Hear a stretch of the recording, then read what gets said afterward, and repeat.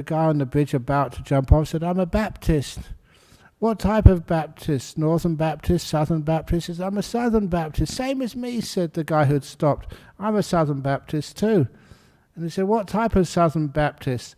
1912 Reformed or 1912 Unreformed?" He said, "I'm 1912 Unreformed." And the guy who stopped his car said, "I'm 1912 Reformed." And he pushed him off the bridge. Thank you for laughing. And you see, people can be so much friends. You're a Buddhist, I'm a Buddhist. You're Theravada, I'm Theravada. You're Forest Tradition, no, I'm not Forest Tradition. You get pushed off a bridge. And again, thank you for laughing again. There was one gentleman, he was supposed to give a talk during the range retreat when the monks are off in the range retreat, the nuns are in the range retreat, so we don't come out here. And he was a bit concerned about his talk, and he asked me for some advice, how can I give a talk? And I said, well, tell a couple of jokes every now and again, so that everybody can get a bit entertained and they're enjoying what you're saying. And I said, make sure the van comes along, that you come along as well, because when she laughs, she's got such a good laugh there. And I said, you can actually pay her $5 to go to make sure she comes. Oh, yeah, good idea. No, I don't pay you, do I? No, you come. But it's nice to, the laughter actually just gets inside of a person and it makes you happy. It's much better than sort of getting critical of people. But anyway, so that's one of the reasons why I always try and be kind to people. Instead of arguing, say what you're saying is wrong, just saying that we have different ideas and different ways of looking at things. But one of the things which one of the gentlemen said, he said, some of you Buddhists always say that meditation is a be-all and end-all of Buddhism. And I said, yeah, that's pretty accurate. And he was trying to say it as a criticism. But that the meditation depends what you understand as meditation. And when a meditation, you understand it as what I was saying earlier, learning how to really relax to the max. How many people are relaxed in our world today? Maybe years before people were much more relaxed, and I think that's probably true. I've got all these wonderful memories of when I first went to Thailand in 1974. Yeah. And when you went over there, especially outside of Bangkok, up in the northeast, into the very remote areas. And in those remote areas, there was no electricity, there was no tarred roads, there was actually no medicine to speak of. And because it was so simple, it shocked me. I know that every now and again you had people from Peace Corps and people from, some of the VSO, that's right, the English, or the British organisation, VSO, young people just going to try and help the poor people of that part of the world. And after a while I would meet with many of them and discuss what they were doing, and they all agreed they were out there to try and help the locals in the northeast Thailand, but actually they learned much more than they ever helped others. And I knew the Thai and the Isan people there, and they always used to say that yes, they come here to help us, but we end up spending more time with them. And they always end up by saying thank you for all that we've learned from you. Some of the different attitudes which people had. And the attitudes are always kind. And the kindness was the most important. It's more important than any wealth. And the kindness was probably what kept them really healthy and happy together. Some of those memories I have in those days were just you go into the village, sometimes a ceremony at night time, and when you went into those villages, you'd actually see every evening in the upstairs, just wooden rough floor, in the upstairs there, the whole family were out. I think I said this last week, didn't I? Or I must have said this over in another venue. And the whole family were out there. And there's about 16 or 17 of them. Maybe a bit more, maybe a bit less. But they're the grandparents, the uncles, the aunties, the parents, and the children, and the cousins, and they all lived in the same house. And it was not very big, but because they lived in the same house, they just all loved each other to bits. And they'd tell the stories every evening. And most of those stories were exaggerations, but the kids would always ask them, "Can you please tell that story again?"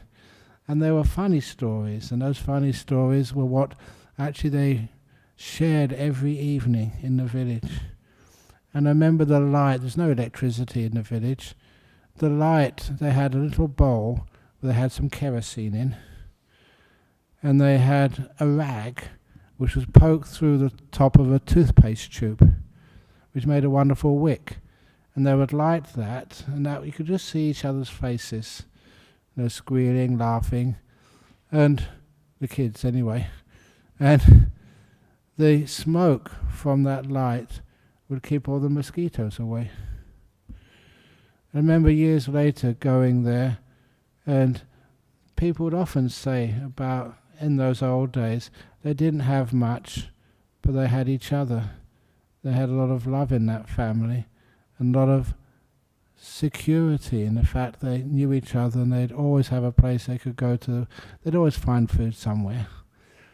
And so these days, they said, I remember one of the villagers trying to put it into words. He said, in the old days, we had little buckets and we had enough water, but today we have much bigger buckets, but the bucket has got so many leaks in it.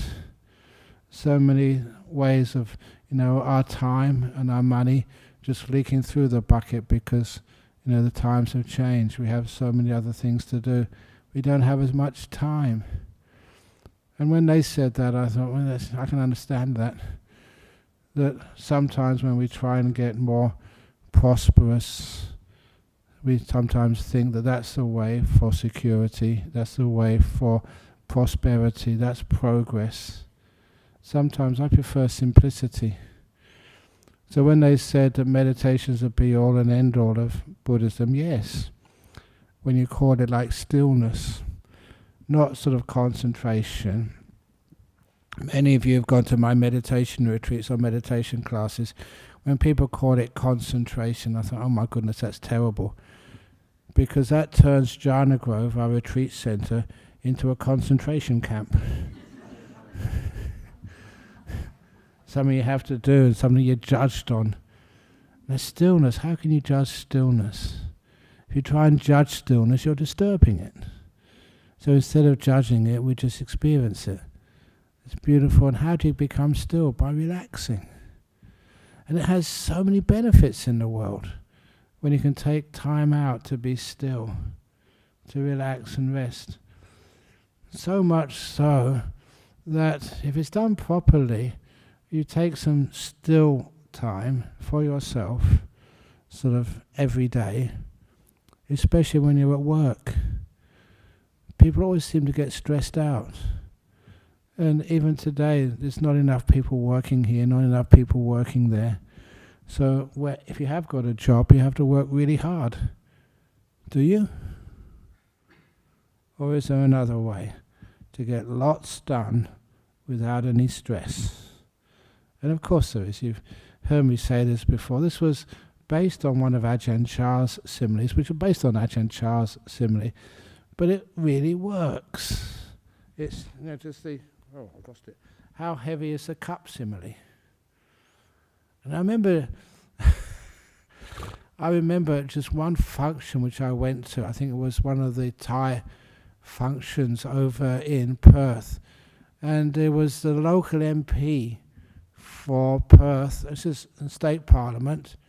She had to give a talk, a presentation. I think it was a big Thai day, and she went up the stage and she held up a glass and said, one wise person once said that how heavy is the glass? And I was laughing my head off when she was saying this, because I made this story up. How heavy is the glass?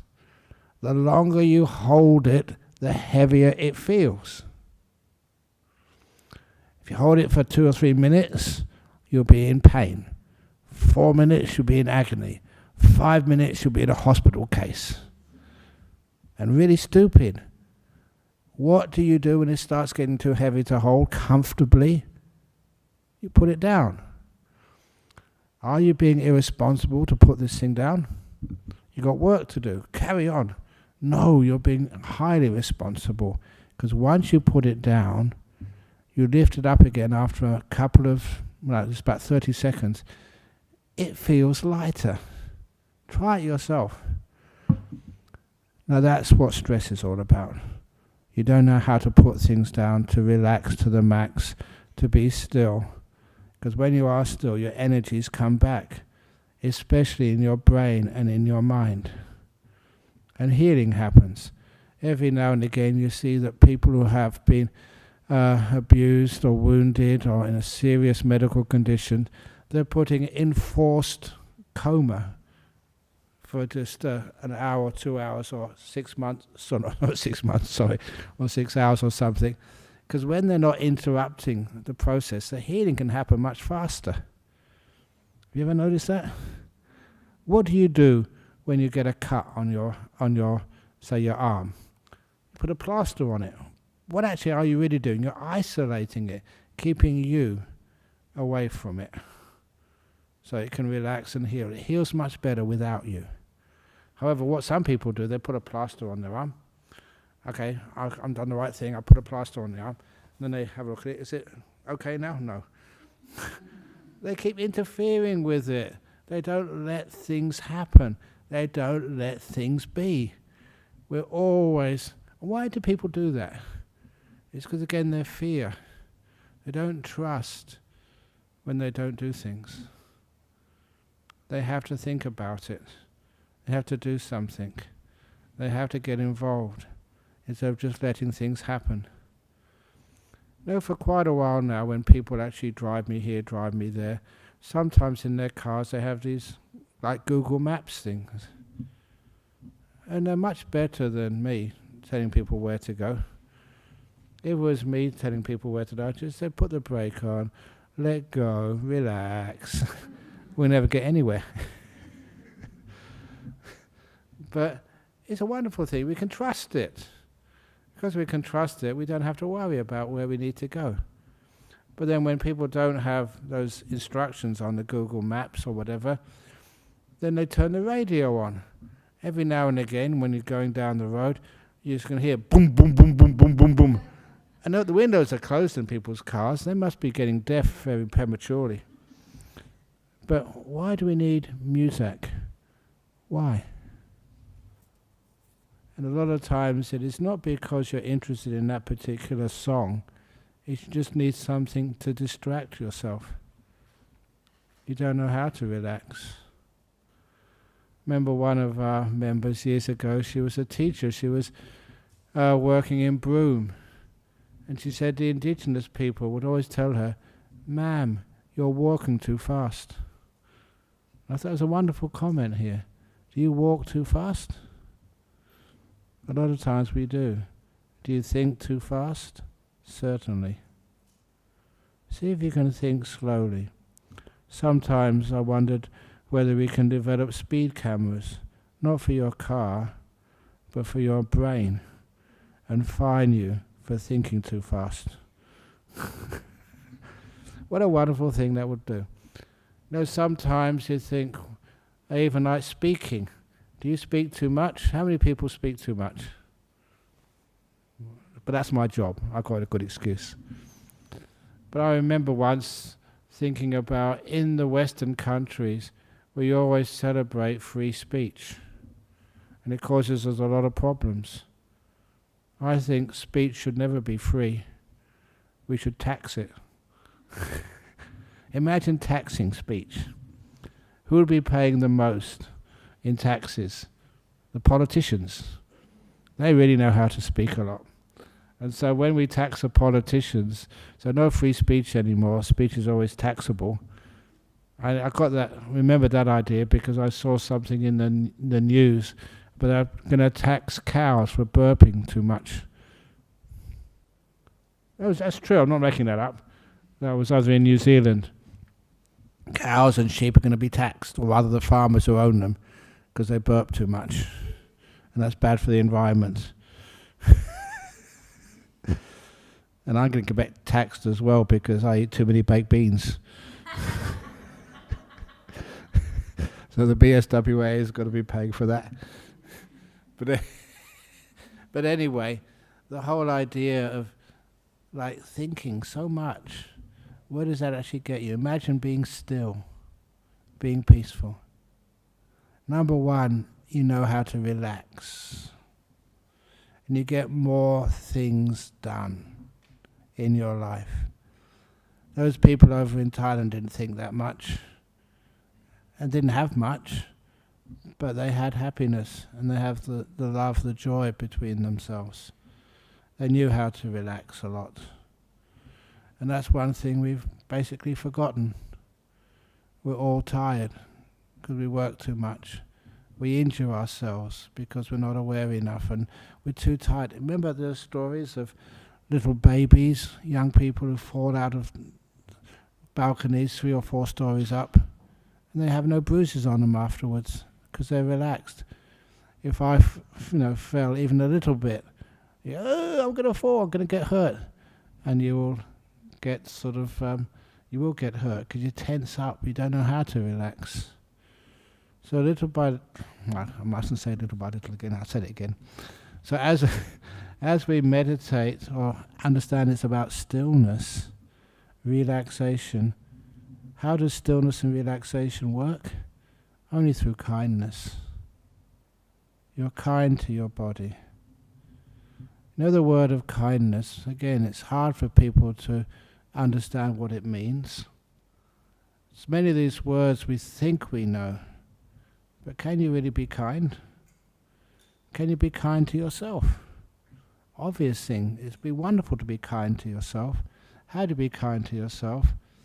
And again, I've taught that at the beginning of the meditation. You sweep your attention through your body and you're kind to all parts of it. It's amazing what you can do to your body. One of the monks many years ago, he had a very bad back. Because he had a bad back, he went to the doctors and they gave him a CT scan and they found out he had a congenital deformity of his spine. There's nothing they could do. They said it's best not to meditate because, it'd be painful all the time. But I'm a monk. I need to meditate. Well, suit yourself, the doctor wasn't any help at all. But then he got this book about healing your own back, and it was a brilliant book. And I think it was written by a New Zealand gentleman, but I cannot remember the name. And all it was, he said, on either side of your spine, there are muscles which you just aren't aware of. So to create that awareness of the muscles on either side of the spine, every morning or afternoon, take your hand and rub those muscles with your hand, because you're creating a neural connection between those muscles and your brain. And he did that for about 3 months, every morning, stroking those muscles until he could feel those muscles without having to touch them. Just like I can feel my fingers, but I can't feel, what else can I feel? I'm pretty aware of my body. I can't feel my kidneys right now, because I can't even touch them, and they're just pretty healthy. But I think they're there. But anyway, he could feel those muscles on either side of his spine, and then they said, then exercise them, stretch them, relax them, stretch them, relax them. How do you do that? And they said, just trial and error, try this and try that, try this, try that. And after a while, he could actually move those muscles. And he would exercise them every morning. And as you exercise both sides of these muscles, which most people don't know even exist, that have no connection with them, then they became so strong that they compensated for the weakness in his bones of his spine. No more pain, he could meditate. I thought it was a brilliant solution to a problem without needing surgery or medication. Just learning how to use your awareness and in order to create a sensitivity and then an exercise to strengthen some muscles which most people don't need to strengthen. And that reminded me of, even when I was a kid watching the TV in England, seeing all these guys, lots of muscles on them, and they were moving the muscles in their chest. It was actually quite sick looking, but we all had a look because it was weird. They could move muscles which I never knew you could even move. But nevertheless, that's what the awareness can do. It's amazing as a power. You can learn how to do things which you thought were impossible. And that, of course, is part of the meditation practice. And that meditation practice, even just simple things like how to be kind to your body and how to be kind to others. Simple things. I know that sometimes there was, in the Mahayana tradition, they say everything is interconnected. Well, I hope not. Do you mean I'm interconnected with Donald Trump and with Mr. Putin and Mr. And of course, there's nothing to say that at all in Theravada Buddhism. They say you can be connected. We influence one another, but we can also disconnect. I remember in Berkeley once giving a talk, and again it was with a Tibetan monk and a Zen monk, and they were saying everything is interconnected. And we were so nice to each other when we were giving a talk. We were getting nowhere. It was really boring. So after a while I said, let's stir things up a bit. So I don't believe in all this interconnected stuff. And that really stirred things up. I said, yes you do. I said, no, I don't. And then I was going, what is this? Are you really caught up and connected with everything in this world? You can be if you want to. You can be drop out of the world if you wish to. That's what we do when we're still. We're so peaceful. We can get another perception of this world, a perception of stillness and beauty. I was saying about this, I think last week, or a couple of weeks ago, about how our perceptions can be changed. Most of my perceptions, if you out there in the world, become influenced by other people's perceptions. And it's just almost like suggesting this interconnectedness. But when you're in your, say in my cave, and you meditate, you disconnect. And that's beautiful to be able to do that. Because a lot of times, and a lot of people tell me they're in healing professions, and sometimes it burns you out. It's not your problems. You listen to other people's problems, and you have so much empathy, and after a while, you're just trying to find solutions, and you become one of the problems as well. That's one of the reasons why Ajahn Chah used to say, somebody asked me, you've got a good story of Ajahn Chah, this is one of those good stories.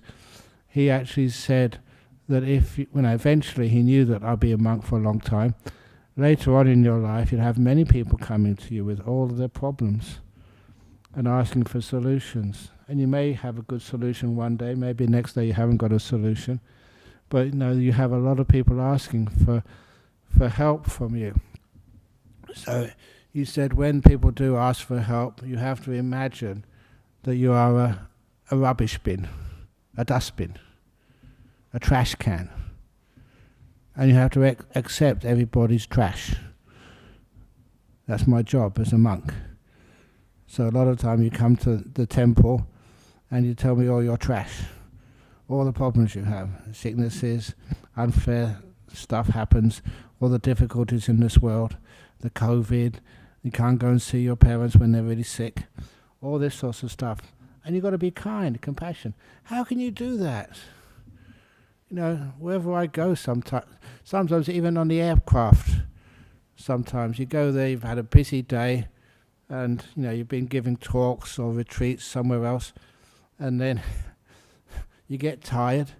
I remember this one time, I was in Malaysia, and there's people from Malacca, they drove me from Malacca to the airport, and I was really tired. They were asking questions all the time. I didn't mind actually talking to them. Actually, one's a nun, one's a monk at my monastery now, so it was a good investment. But really, you know who those are. You saw them today. Oh, I saw her. But anyway, nevertheless, it tires you out. You're a human being. Listen to people's problems, you get tired. And then got on the aircraft, and then had a window seat. Window seats are the best because at least you can't talk to one person on one side of you. But then this lady came on. She said, "You're Ajahn Brahm." There's nowhere to hide. So I said, "Oh, yes, I am." "Oh, I really need to talk to you." This was on the aircraft on the way from Kuala Lumpur back to Perth. But I was fortunate. There was somebody sitting in the seat next to me. I said, "Well, I'm sorry, but, there's a person sitting in the seat next to me." And then she said to this person, "Oh, would you mind changing seats?" And I said, no, please don't. I said, "Okay." So there I was on the window seat. She was in the aisle seat. She had me captured, cornered. Oh, and she really talked all the time. And so I was really tired by the time I got to Perth. It was a long flight. But nevertheless, I always remembered Ajahn Chah's teaching. So when that happens, always remember you're a rubbish bin. Please accept people's whatever they need to tell you. But be the most important part of that, be the trash can, the rubbish bin, with a hole in the bottom. So you accept everything, but you keep nothing. That's a very difficult training, but it's the only way to be a good friend to others. And anyone in the counselling position as a nurse or a doctor or a psychologist, please make sure you've got a hole in the bottom. So what goes in can go right through you and out. And you're empty to receive the next person's problems. But you keep nothing yourself. They're not your problems. Your problem is you don't know how to put it down and let it go. That's why the meditation of learning how to be still and learning not to cling to things. It's important in all areas of your life, especially if you're in any counselling position in life. And of course we're all in counselling positions. We all got our friends, relations, kids and others we want to look after and care for. So make sure that hole is very big. Otherwise you'll keep collecting more and more and more of stuff which you never did. And you don't know how to be still. We think too much. So all these little stories, they really help enormously if you're in a position like me or like you. As a person who cares for others, who wants to help, but sometimes gets so full you can't help. Or sometimes you get so angry, you get so tired.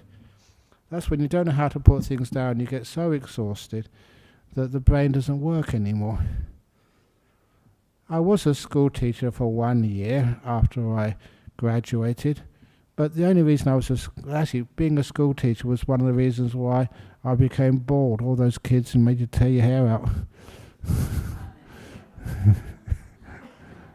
It was very stressful the first year of teaching, very kind kids. Interestingly, the most naughtiest kid in my class was the only one who sent me a letter when I become a monk. He kept in contact. And it was really fascinating. He was a very naughty kid because he liked me. He just needed attention, that's all. But anyway, that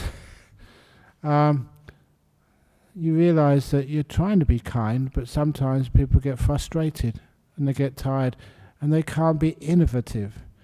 That's one of the other things which I always remember when you know about stillness and meditation. The innovation just keeps coming up, different ways of doing things, interesting ways of doing things which maybe other people can't see, but which actually really help. And those innovative ways of doing things sometimes can actually change a lot of, interesting, maybe I might say this, I was just talking about this earlier with someone. And it's my birthday in 2 months' time. It's a long time, isn't it? 2 months, in 7th of August. But people was asking me even this evening, are you planning to do anything to celebrate your birthday? I said, no. Other people are planning things, not me. But then this lady over in Singapore came up with this really interesting idea. She said, well, look, in Singapore we got a bit of funds over there. We can't actually send it to you because that'd be illegal because of the laws over there. But he said, what we can do They were going to, I hope it works, because I think it's a really interesting idea. We'd asked our committee and stuff, they said, we can't do that. But then they came across with this wonderful solution, that they were going to hire the hotel for lunch. They're going to pay for everything, the hiring of the hotel, the food, everything. And people in Perth can come in there. They come in there for free, basically. But then you give a donation. Isn't that money laundering? No, it's not money laundering. It's a beautiful way of their helping. And then people who come here, because that's for the Meditation Retreat Centre over in Melbourne, which I'm sponsoring. I never use it for myself or this place when I have a birthday. It's always for some of the other projects which help so many other people, which is important, I think. So anyway, that's what they were thinking of doing. I hope it works, because I thought it was an innovative way of doing things. And those members of the committee especially, that if you can't come, then it costs more. They did this at a school some years ago. That it was one of the kids' concerts. And I don't know if you've been to any of those kids' concerts. No one really wants to go. But the parents sort of have to go. So the head of the fundraising committee said, yes, okay, it's $20 to go and $30 to get permission from the principal not to go. And that year they cleaned up. It was just child psychology. It's all for a good cause. But no, sometimes just the kindness. It reminded me of this other story of kindness, especially with animals. Because this fellow told me a story. He said he went to the school fete once. They're raising money for something or other. And there were camel rides around the park, the oval. And so he said it was an absolutely true story. He got there, and it was one of the hot days in summer here. And the camel was really tired. And so the fellow was actually, out of compassion for the camel, was actually saying no more rides. And this gentleman said, oh look, I've always wanted to ride on a camel, and I don't mind paying double the fee or whatever, it's a good cause, I can afford it. Can I please have, a ride around the park? And the man, apparently the owner of the camel, looked at the camel and actually started talking nicely to him. Said, look, this gentleman has come a long way. He really wants to ride, just one lap around the park. And he's willing to give extra donation for the kids so we can have a wonderful new facility for them. Would you mind? He talked so kindly to the camel. He said the camel immediately squatted down so he could get on the camel's back to give it another ride around the park. Even the camel had that kindness to sacrifice a little bit more just to raise some funds for the school. I know that the animals are always kind if you ask them nicely. I know that because you're so still. That relaxation to the max, that's where the kindness comes from. You know how to be kind to yourself, and you know how to give that kindness to others. I've had so many stories of animals just, what's that story I think I told last week over in Melbourne when I went there? One of the monks was feeding a fox. Beautiful fox. I looked at it in its face and it's a gorgeous animal. And people say you shouldn't do that. But it was an act of kindness. And this little fox was coming every evening. It was cold. It would come there and would rest on the mat in the entrance to the monks' quarters there. It would rest on the mat there, and this monk would come out and give it something to eat. And the little fox would actually take it out of the monk's hand, very gently. It's a beautiful gesture, and I thought that was wonderful. It's like people say the monks of Bodhinyana shouldn't feed the kangaroos. I've said that to the monks, you shouldn't feed the kangaroos. But do you obey me? No. Of course not, because I feed the kangaroos myself. You can't resist it. You look at them, they're just sweet little animals. and they get to know you, and they're friendly. You know what the kangaroos like the most? Because I remember just being on retreat, had my lunch, and after finishing the lunch, there was lots left over, so I just had some nice healthy food, an apple, some vegetables, a carrot. I thought they liked apples, but on the bottom, underneath it all, with their nose, they pushed the apple aside, they pushed the carrot aside, they pushed the lettuce aside, because right on the bottom was what they really wanted: pizza. They were Aussie kangaroos. Now remember, just imagine this was the pizza. The kangaroos with their paws, they learned how to eat it with their paws. They're so cute to watch. And they didn't lose their teeth. They had lots of other stuff they eat as well. That was like a treat, a special. But it was, they say they shouldn't eat pizza. You ask the kangaroos, see what they say. But this is actually that kindness. That gave me a lot of joy, a lot of happiness, and seeing the other monks being kind to the animals with whom they lived. And all those animals, the cockatoos, and all these other ones who feel safe in our monasteries. Because they feel safe, they never harm us. And because they don't harm us, they feel safe. They're teaching us some important teachings of Buddhism. Being kind. People have different understandings of Buddhism, different types of Buddhism. Again, people ask me, just what type of Buddhism are you? Are you really Theravada?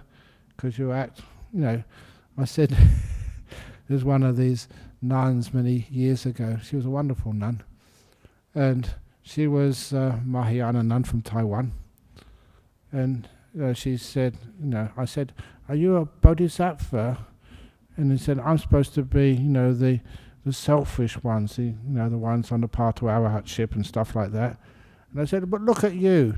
You spend so much time by yourself, and I spend so much time working for others. I've got so many monasteries and so many disciples.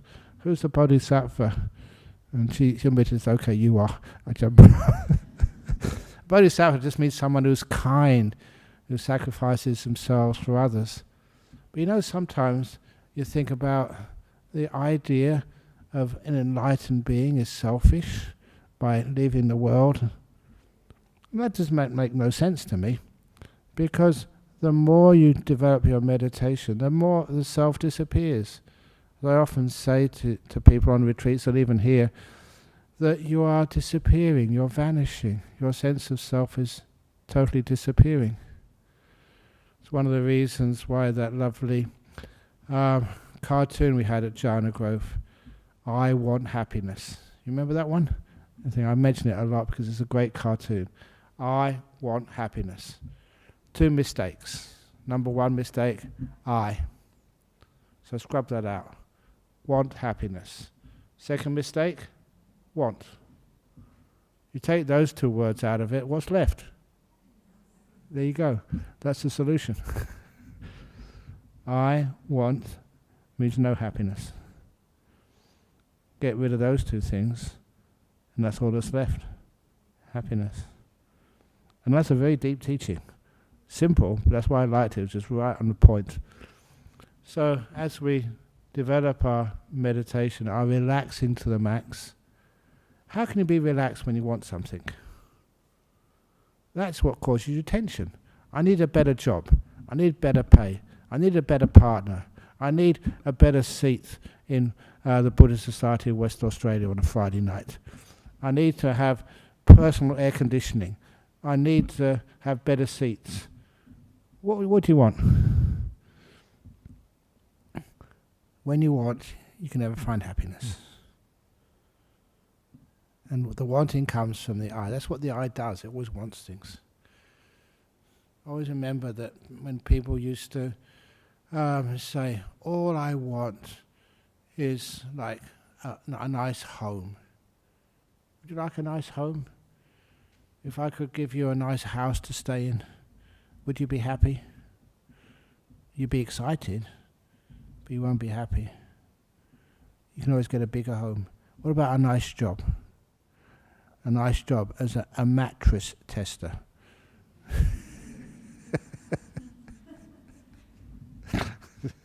I don't know the jobs people get. But anyway, you're not happy. It's amazing how people get really rich. They win lottos. Would you like to win the lotto? Be honest. So many people who win the lotto end up ruining their lives. It's well known if you win the lotto this week, you buy another lottery ticket next week. Why? Isn't a few $1 million, $40 million enough? We can always use more. Remember this article, I'm going to soon stop. This article somebody sent to me, this lady in England, she won, I think, the British lottery. I think something like 100 million or something British sterling, pounds, tax-free, or in a lump sum. 100 million, what would you do? So what she did was buy this big mansion in Sussex. She sold it after 1 year and moved back into a little terraced house, a 2 up, 2 down. And she wrote the article about it. Why did you buy this huge mansion in a wonderful part of UK and sell it after only 1 year at a loss? And she said, because that was ruining my family. I never saw my husband. He was in another wing of the house. My daughter was in the upstairs portion of the house where she had about 3 or 4 rooms. My son was in his portion of the house. I could never find the people I loved and cared for. He said, now I've moved into a small house. I see my husband and my kids every day. It's wonderful. Little by little, how much do you really need? How much do you want? So the stillness, the contentment, those people I saw in those little houses in Thailand, just laughing. I remember, these memories have stuck with me for years. This was maybe about 45 years ago. There was a ceremony in a poor village monastery, and I had a couple of hours spare. I went for a walk in the forest, and I came across this very poor house. And I came across it because there was screaming in the house. The kids were having the whale of a time, as they probably did every day, just playing around with each other, cracking jokes, and mum and dad also just... They were some of the happiest people I've ever seen. And I thought after that this is something I never saw in London. This is like the simplicity, the time for one another, and the caring for one another. And I thought that was a wealthy society. So please don't spoil your happiness by getting wealthy. It's really bad for your mental health. So if any of you do win the lottery on the weekend or whenever, please come and see me and I can relieve you of a lot of stress. Okay, that's only a joke. No, just the idea that stillness and meditation, learning how to relax. If you do have lots of money, can you really relax? Or are you worried about having to invest it? Worrying about loaning it to people and they won't pay it back? Does it make you more worried? Whatever makes you more worried, of course, that is bad for your health. So learning how to relax to the max as best you possibly can.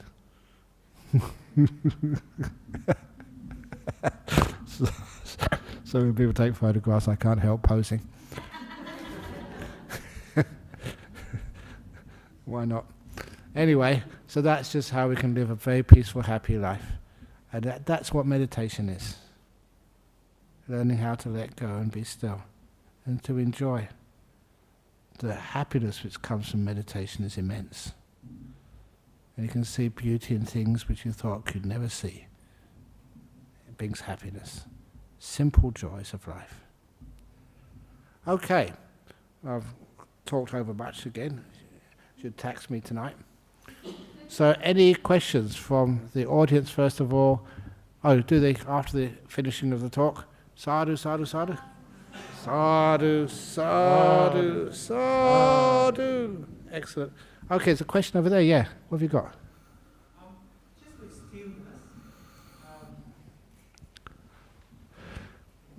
Yeah? Recently I had a surgery, and just in the middle of the night I would just wake up aching, and it's really hard to just get back into stillness and try to relax and sleep. So would you have some kind of practical tips or advice to help work towards that? Certainly. Just instead of actually tensing up around the pain or around the injury, see if you can go into it. Go the opposite direction, which you normally do. Because if we have pain or an ache or an injury, we often like to go somewhere where that pain isn't. Try and escape from it. Take some Panadol or something or other so you don't feel the pain anymore. Instead of doing that, just go the opposite direction. Go right into it with a lot of kindness and softness. And that softness heals a lot of the pain. I learned this as a kid. Sometimes, small injuries, like I would play soccer in the streets, because we lived in a small government-funded housing, not actually just apartments, and that's the best place you could play soccer with your friends, on the street. And every time you went for a tackle, you scraped the skin off your knees. I always had scabs on my knees when I was growing up. And if it really hurt yourself, you start crying. I was only a small kid. And my mother would come up towards me, and she would just kneel down and kiss the wound. And all those germs in a sort of an open mouth on that open wound, it never got infected. Instead, the pain would go away immediately. She'd always call it kissing it better. I never understood medicine at that time, but it always worked. And I learned just that little bit of kindness was always necessary to take away the ache and the pain. So I don't know where your mother is, but if she lives with you, get her to come in and kiss it better. It actually works. Just that kindness. Do it for yourself.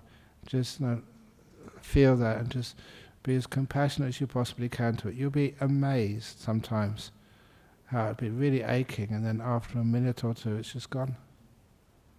The body just stops aching. Anyway, got a few questions here, so I should be here. From Malaysia.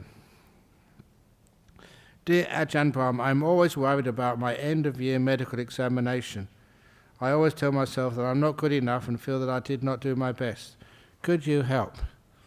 That's exactly the same question which everybody else doing that test says. They don't think they're good enough. Sometimes you need to hypnotize you and say, look at me. Repeat after me. I am good enough.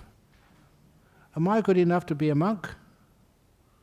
Am I good enough to be a teacher? I don't know, but I am, so I just do it. When you really relax to the max, whatever you're doing, you do actually fine. Okay, remember to be kind to your knee. Very good. That's a gentleman in the back there. Sometimes you surprise yourself. But if you're doing an examination and you feel you did not do my best, of course you did your very best. It's the best you could do with all the problems you had. But when you do an examination, this is how I used to pass my exams. This was at Cambridge, in quantum physics and goodness knows what else. I would meditate before the exam. Sometimes I didn't have any lunch. I just went back to my room and sat down. And what happened was, I'm being absolutely honest here, the first thing which came into my mind was the morning exam. How well did I do? Did I do the questions correctly or not? And what a waste of time that was. The exam was finished. It was in, I couldn't change it. Why was I wasting my energy on just something which you couldn't do anything about? So I stopped thinking about the morning exam. It was gone. The next thing which came into my mind was the afternoon exam.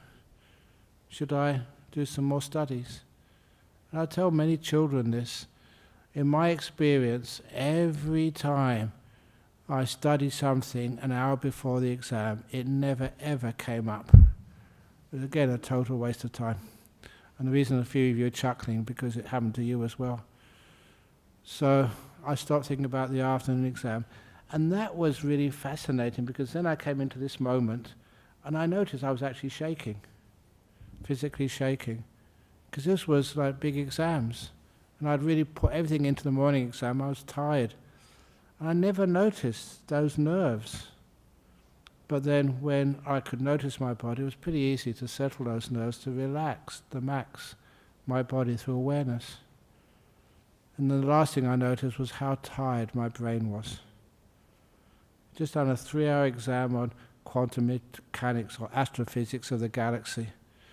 That's tough stuff. Of course your brain was tired, it's natural.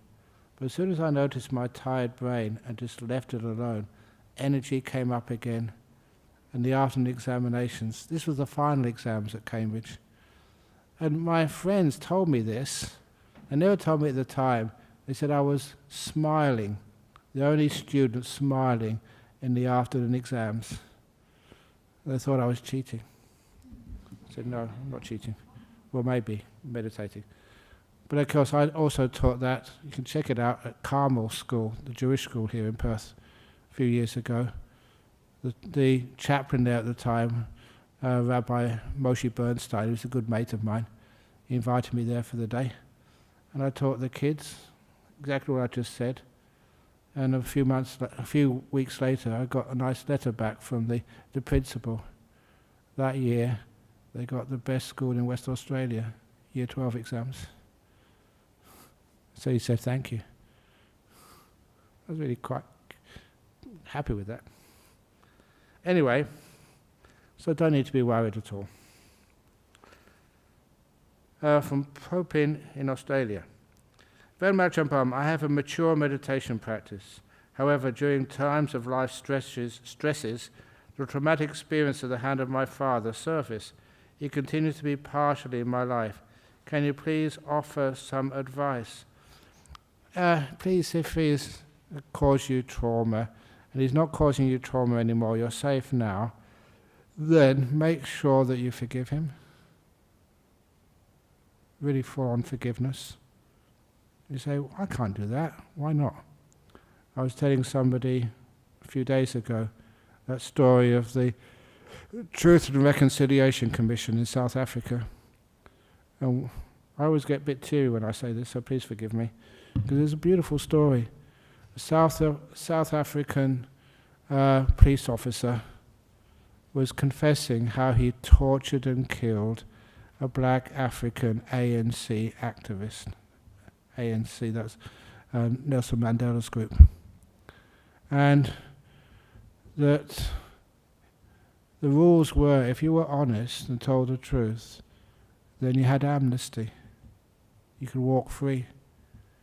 And this policeman was just shaking, was just emotional turmoil for him, actually admitting what he'd done to another human being.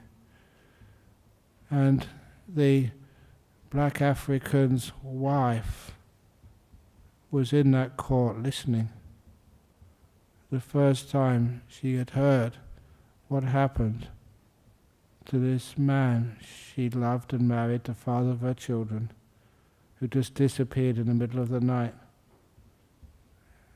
She didn't know what happened. She had no way of finding out what happened except to this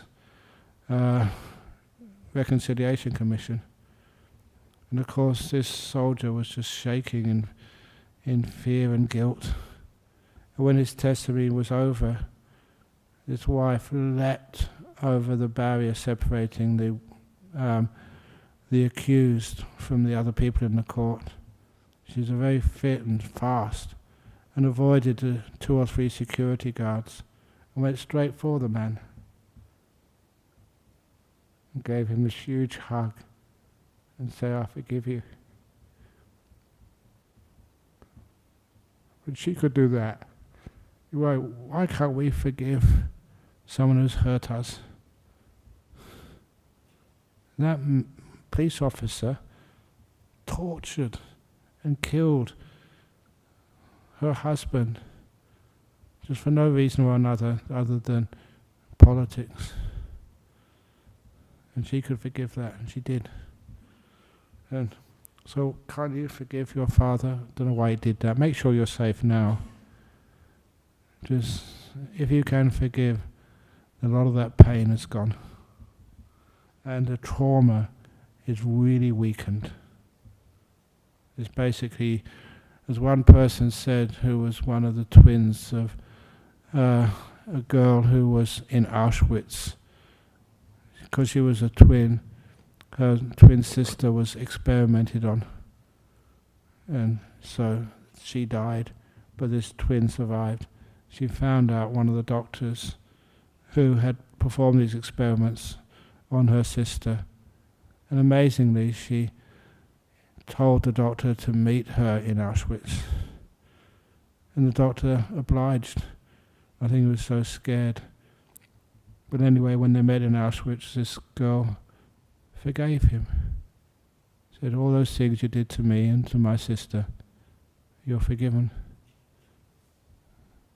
And I can't imagine the sort of pain and the trauma of being in that situation. But she forgave, and she said, now I'm a victor, not a victim. That's how to be free. They've tortured you enough. They've traumatized you enough. When you forgive, that's a great way of freedom.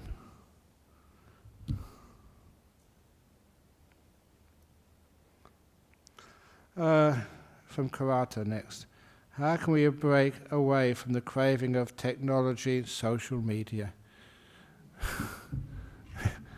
Why are you laughing?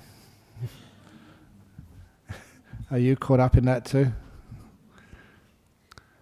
Sometimes when you find something better, and of course you're not so interested in all that stuff.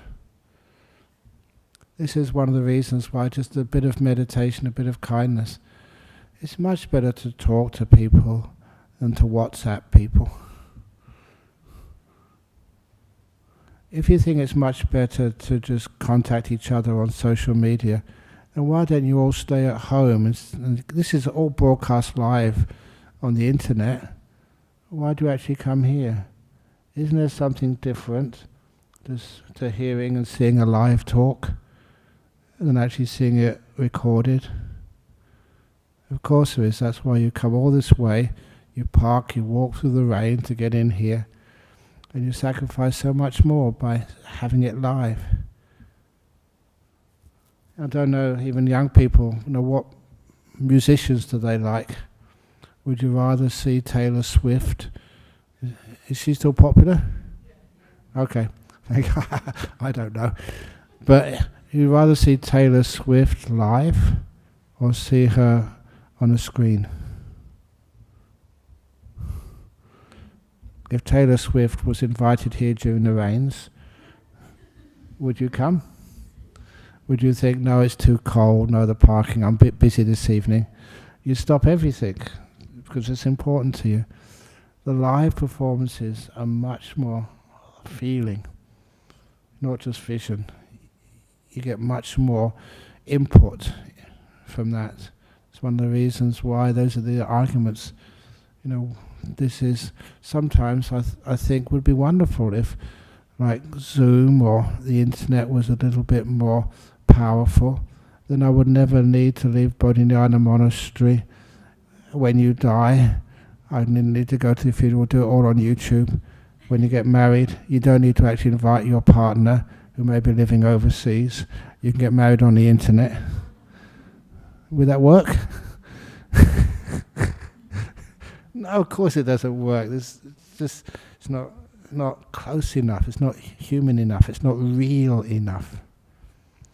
So after a while, I use some of those arguments, and for young people, and of course it doesn't work, but it gives a start to how it can work. You realize that life is much more fascinating and beautiful when it's not on a screen like this, but you're actually looking at somebody. Anyway, lastly, from Michigan in the United States. Dear Ajahn, I'm a newbie to Buddhism. Can you please explain what does sadhu mean and why do you say it 3 times? Thank you. Sadhu means awesome. And everything we do is in 3 times in Buddhism. We have the triple gem, we have the... What else do we have? We always walk around things 3 times. We always, when we give a donation, we always give it 3 times. No, so sadhu. But the reason we do it 3 times, it means sadhu means awesome. I mean, it's really good, it's cool, it's wonderful. So it's terms of well done. We do it 3 times because the first time we say it, it's never really full enough. So remember, we can do it again now. Sadhu. And the second time, really louder. Sadhu. And the third time, Sadhu.